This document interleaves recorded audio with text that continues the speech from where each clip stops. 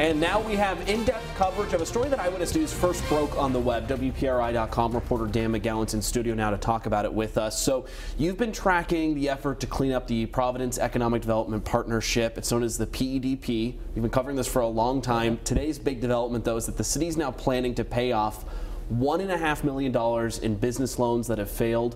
So I guess my first question for you is, how can the city actually do this? Because these are taxpayer-backed loans. That's right. So we're talking taxpayer-backed business loans. The idea is to be able to give, help small businesses out just a little bit. And the money comes from, it's a federally funded, from the U.S. Department of Housing and Urban Development, so HUD.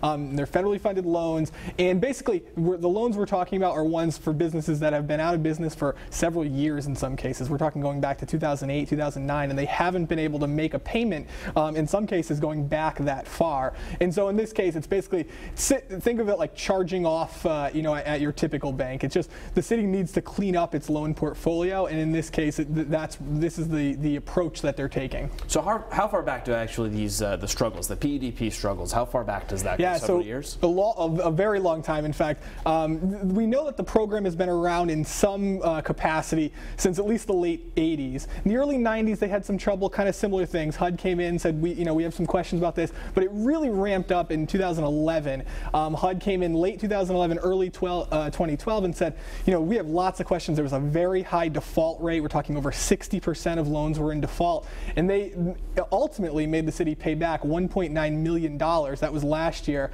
and basically the city's still cleaning it up now. That's what we're learning. Why do they still have the PEDP then? I think the idea when you talk to city officials is, in theory, the program should work, right? You're talking about, these are loans of last resort, as they call them. So basically, you go to a traditional bank, you get denied, and you need a little bit more money to open your business. So you go to the city, they help you out, and you pay it back. Unfortunately, it just hasn't worked so far, but I think city officials are still very optimistic that in the long run it can work. They have hope for it. That's right. All right. Thank you very much, Thanks. Dan.